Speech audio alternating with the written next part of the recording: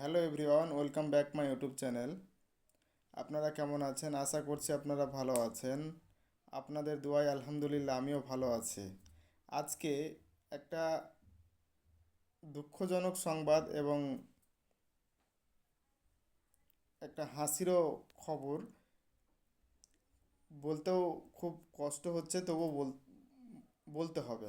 যাই হোক, আমার একজন বন্ধু, ওর স্বপ্ন ছিল খুব ইউরোপে যাওয়ার।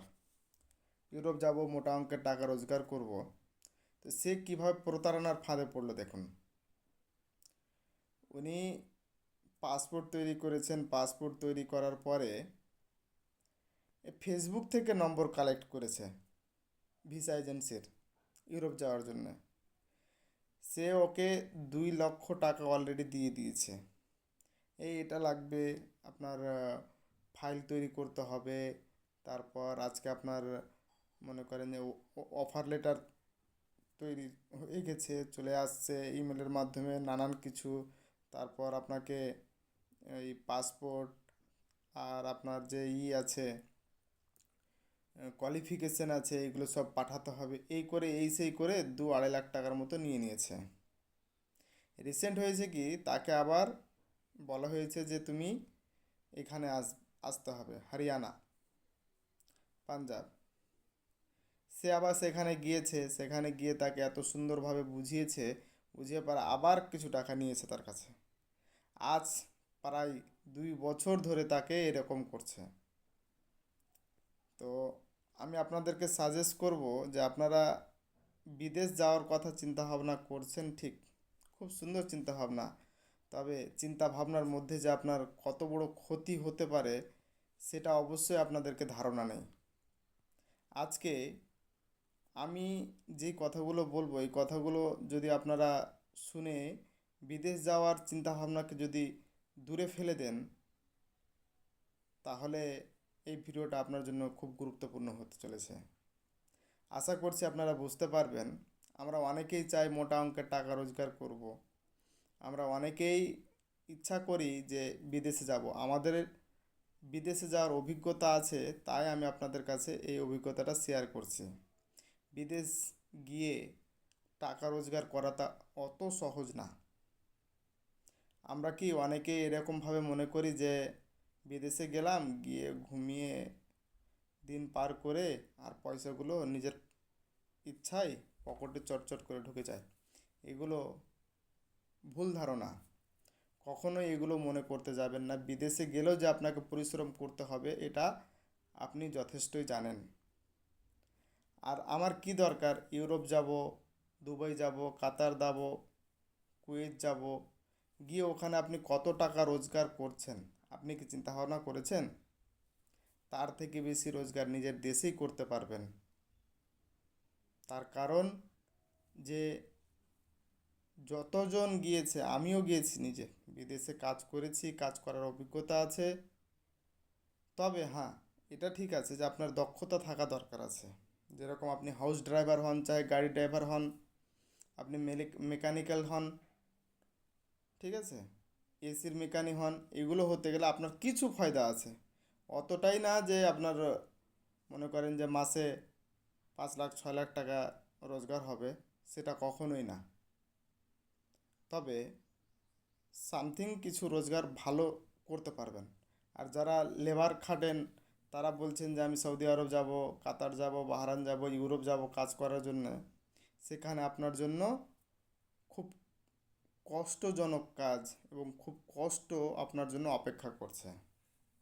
তো যাই হোক, আমি যেই কথাগুলো বলতে চাইছিলাম সেই কথাগুলো হচ্ছে যে সে আজকে আমাকে কল করে বলছে, ভাই আজকে প্রায় 2-2.5 বছর থেকে আমাকে এরকম ঘোরাচ্ছে, আমি কি করব। তাকে আমি একটাই সিদ্ধান্ত দিলাম যে ভাই আপনার যেই টাকাগুলো চলে গেছে আর টাকা নষ্ট করতে যেন না। ফিজুল তার সঙ্গে কথা বলেও কোনো লাভ হবে না। আপনি যদি চান টাকার মায়া করতে, আরও আপনার টাকা চলে যাবে।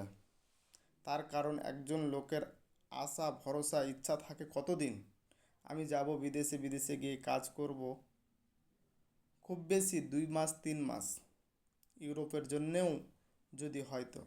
কিন্তু আপনাকে না ইউরোপেও পাঠাতে পারবে, না আপনাকে ভিসা দিতে পারবে, না ভিসা দিচ্ছে, সে হচ্ছে একজন ফ্রড। আশা করছি আপনারা বুঝতে পেরেছেন। কেউ যদি এরকম প্রতারণার ফাঁকে যদি পড়েন, বিদেশ যাওয়ার জন্য আপনাদেরকে যদি কেউ বলে যে হ্যাঁ আপনাকে এরকম করে দেবো ওরকম করে দেবো, তিনি আবার আমাকে এটাও কথা বলছেন, ভাই আমার তো অফার লেটার চলে এসেছে, আমার ওখানকার ঠিকানা ঠোকানা সব আছে। অফার লেটারটা কি? অফার লেটার নিজের হাত থেকেই তৈরি করা যায়। অফার লেটার তো তারাও তৈরি করছে, আপনিও তৈরি করতে পারবেন, কম্পিউটার দোকানেও তৈরি করতে পারবে। এটা যে কোনো সময় মাথায় রেখে কাজ করবেন। কখনোই নিজে থেকে এতটাই ভেঙে পড়বেন না যে খুব সহজ। ইউরোপ যাওয়াটা খুব সহজ কথা না। ইউরোপ যাওয়াতে একটা বাস্তব কড়া কথা বললে হয়তো বিশ্বাস করবেন না। 100 জন, যদি ভালো ভালো যারা এজেন্সি আছে, 100 জন ভিসার জন্য অ্যাপ্লাই করলে একজনের হতে পারে, গ্যারেন্টি নেই। সেই সেই ইয়াতে আপনি কিভাবে হতে পারেন বলেন তো? অবশ্যই আপনাকে এই জিনিসগুলো খেয়াল করতে হবে যে ইউরোপ যাওয়া ব্যাপারটা খুব অতটা সহজ না। আমি আরও বলছি যে আপনি ইউরোপ যাওয়ার জন্যে 10 লাখ টাকা খরচ করবেন, ইউরোপে গিয়ে করবেনটা কি? ইউরোপে এমনিতেও আপনি যেতে পারবেন না, যাওয়া অনেক টাফ। অনেকে এরকমও হয়ে গেছে, রিপোর্ট আছে যে ইউরোপ যাওয়ার জন্য যখন গিয়েছে এখান থেকেও চলে গেছে, ভিসা হয়ে গেছে, আবার সেখান থেকে ডিপোর্ট করে দিয়েছে। তাহলে আশা করছি আপনারা বুঝতে পেরেছেন। ইউরোপ যাওয়ার যারা চিন্তাভাবনা করছেন বেশি বেশি করে, তারা কখনোই ইউরোপ যাওয়ার চিন্তাভাবনা করিয়েন না। একটা কথা আছে আর, যে নিজের দেশের অর্ধেক রুটি আর বিদেশের গোটা রুটি মজা নেই, একই সমান। তাই বলছি ভাইজন, যারা বিদেশ যাওয়ার কথা ভাবছেন, ইউরোপে যাওয়ার কথা ভাবছেন, তারা সেই ইউরোপ যাওয়ার চিন্তা ভাবনা দূরে সরিয়ে নিজের দেশে রোজগার করার চেষ্টা করেন।